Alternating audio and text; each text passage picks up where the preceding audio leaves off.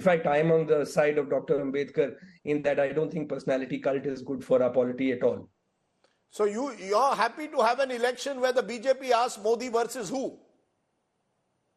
I'm happy to have an election because I think the public are of the mood right now, which is anyone but Mr. Modi.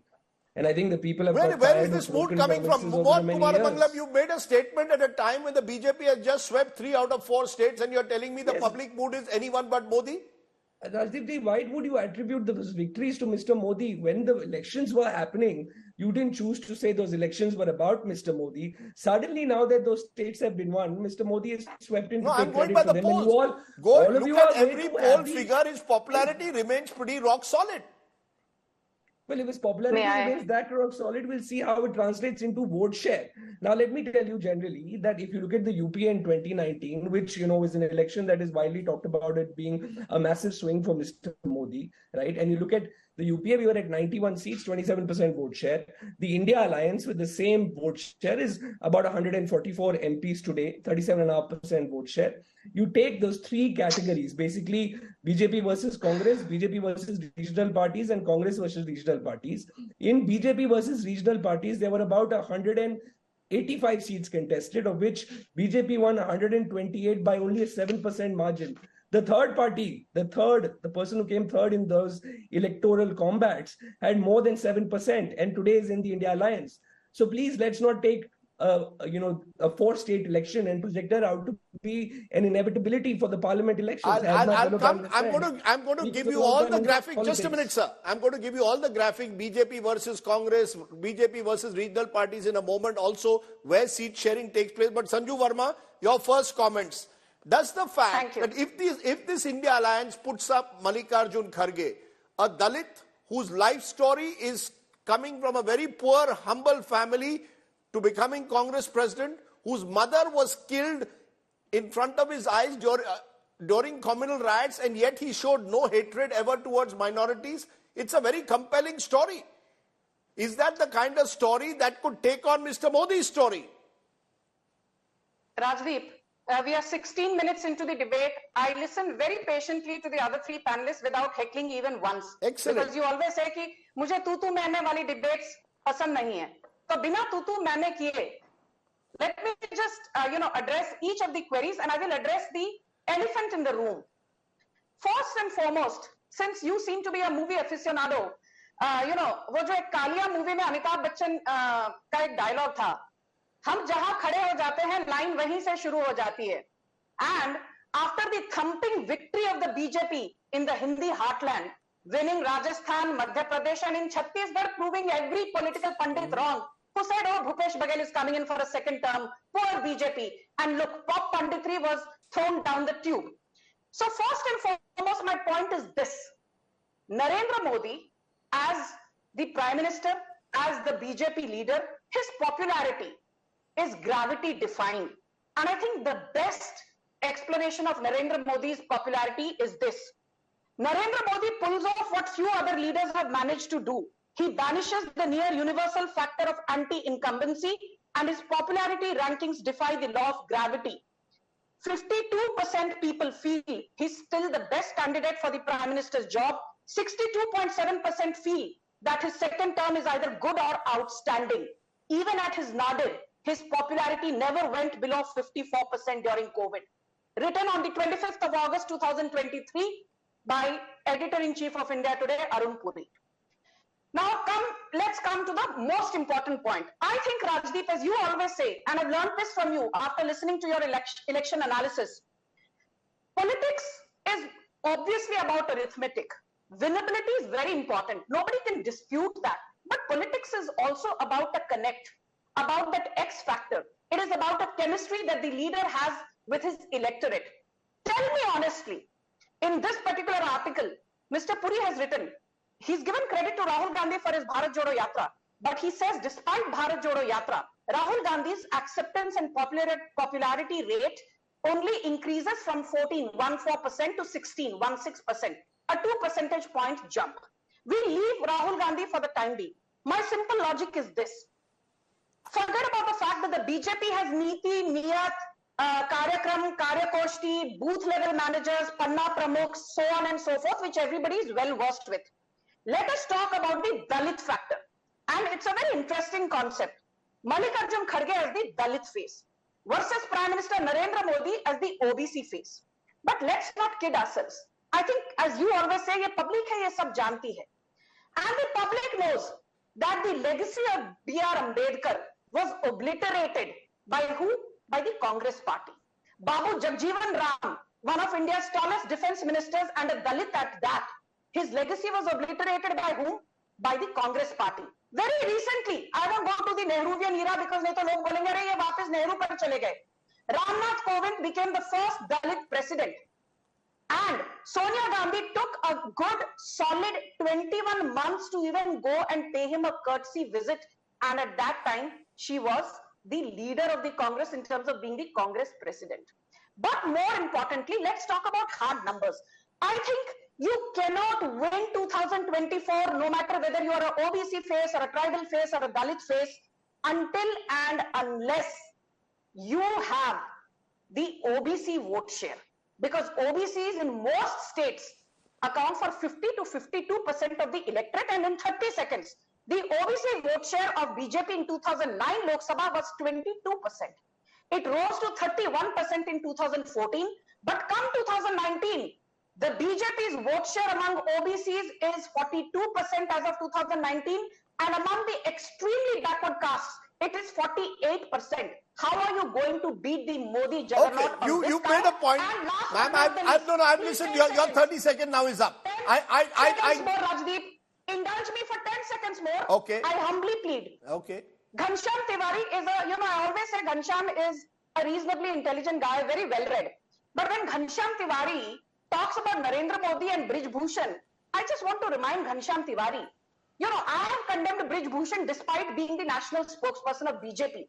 Being the national spokesperson of Samajwadi Party, a party which is supposedly in alliance with Rahul Gandhi's Congress, did you condemn the Jodhpur gang rape of a minor, the Alwar gang rape of a minor in Rajasthan when Gehlot was in charge? Okay, you made your point now, Sanju Verma, you made your point. Well, you see, let's not get into, we've just had an MLA of your party also who's just been arrested, who's been convicted for 25 years for the rape of a minor. So let's, no, 1 minute, ma'am. The fact is, I want to focus today on. For a change, Rajdeep. Ma'am. You are one of the reasons why Ashok Gehlot never got the real picture. Okay. Please now. See, Sanju Verma, you start off well and you move into another direction. You've given a very strong defense as to why you believe Narendra Modi, according to you, is invincible. And I'll come to the other side. And I want to first play out Congress versus BJP, because in a way, all this India alliance is fine. The real Kamzor Kadi, many believe, is the Congress. Why? Polls of 2019, 190 seats approximately, which had direct one-on-one fights. BJP won 175, Congress won about 15 of them. Vote share in these seats, BJP was 56.5%, Congress was 35.3%. So, Mohan Mangalam, first challenge is that unless the Congress gets its act together, this India alliance is going nowhere. And that's the big question. How is the Congress going to really get its act together after the 3 defeats you've just suffered? Rajiv, it may sound like I'm a broken record here, but I keep saying that the state elections have no bearing on central elections. We saw that in the last round as well, when we won all the 3 states before the 2019 elections. We believe that our vote shares are intact. And as I was saying before I got cut off, even a 5% or 6% vote swing on many of these seats can lead to a toppling completely of those numbers. So let's not look at those state elections and then extrapolate them to the central elections. I want to respond to a couple of things that Sanjuji said. One, I want to make sure I put it on record that Ramnath Kovindji was not the first Dalit president. It was Narayanan in 1997. I hope she gets her facts right the next time she comes on the show. The second thing, I think they've got this obsession with gravity. Of course, Mr. Piyush Goyal said that Albert Einstein didn't need maths to do gravity, but I'm hoping she gets her math right this time when it comes to actually extrapolating numbers. And where the Congress is valuable, is not only in direct contest between BJP and the Congress, but very much so in these contests where BJP is fighting regional parties, where Congress in many places ends up being the difference maker as number third, which today, when they're in alliance with those regional parties, can pull that particular party over the post. Okay, good point. Let me take that to the next graphic and then come to my AAP and Samajwadi party guests. What if this opposition alliance comes together? And these are numbers provided to us by My India Axis.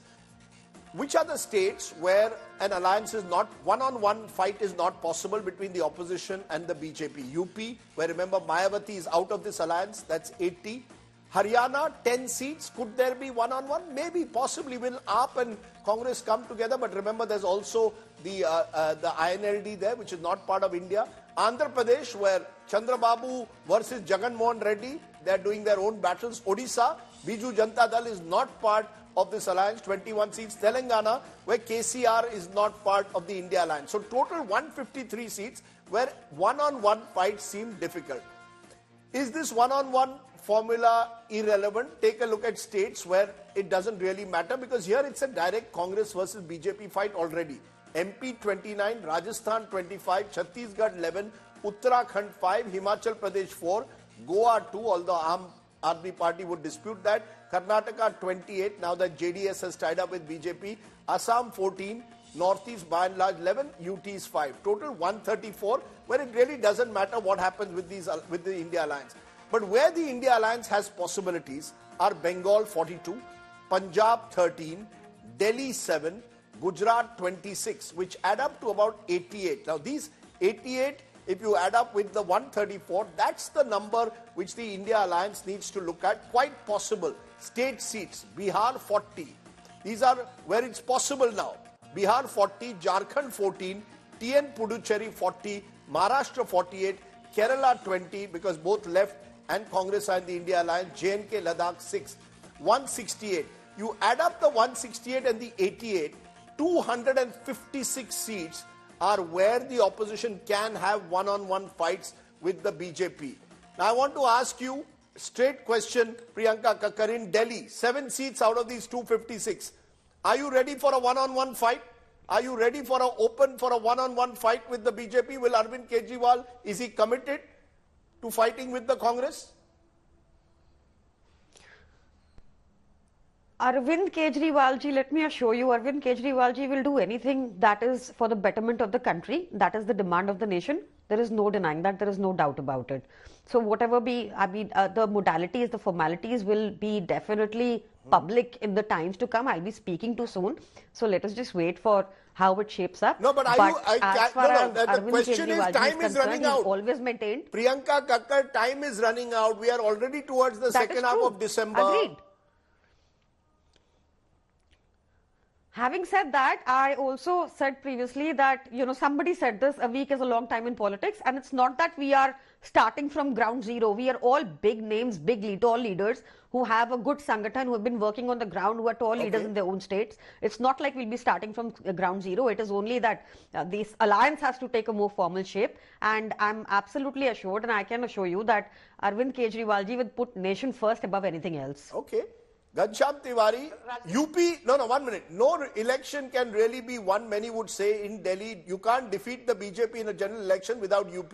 At the moment in UP, you won't have a one-on-one fight. Mayawati is not part of your India Alliance. And even in states like Madhya Pradesh, as we saw that in a state election, Congress was reluctant to go along with you. So I want to understand, do you see Uttar Pradesh to be your Kamzor Kadi? Uttar Pradesh's 80 seats is your Achilles heel if you can't have one-on-one fights. Well, two parts, Rajdeep. One is that I don't think seat sharing is a challenge in Uttar Pradesh. Akhilesh Yadav ji, our national president, has clearly stated. And second is the agenda of Uttar Pradesh is in some way the agenda of India Alliance. The agenda of Uttar Pradesh how is it not a challenge? The Bahujan Samaj Party is not part of your alliance. You are just you and the Congress at the moment. Yes, I'm saying within and the India RLD. Alliance. I'm saying within India Alliance, the seat sharing is not a challenge, not with respect to BSP. That discussion is not on the table at the moment. Okay. As far as the agenda of India Alliance is concerned, in some way it is the agenda of Uttar Pradesh, where we see the highest number of unemployed youth are in Uttar Pradesh. The caste census is the most rooted element of politics in Uttar Pradesh right now, the PDA alliance that we talk about. Yes. And Brij Bhushan Singh, The man who is the symbol of women empowerment for BJP is from Uttar Pradesh. No, 1 minute, ma'am. Now you're being impatient. So clearly the agenda of India Alliance is also rooted, and for BJP it is their religious politics. It's the lab of toxic religious politics that BJP practices across the India comes from Uttar Pradesh. So Uttar Pradesh is central, you are right, but it is not the seat sharing. It is our ability as India Alliance to prove to the youth of Uttar Pradesh that India Alliance is a guarantee of jobs, whereas Modi ji's guarantee is unemployment that is visible. You know, I'm going to put another graphic before the slightly impatient Sanju Verma joins me, because Sanju ji, look at these numbers. Lok Sabha polls 2019, BJP versus regional parties. Total 185 seats. BJP won 128, Congress won 57 of these. Vote share of the BJP was 47.2, Congress was 40.2. This is BJP versus where there were regional parties also in the fray. But I want to understand, I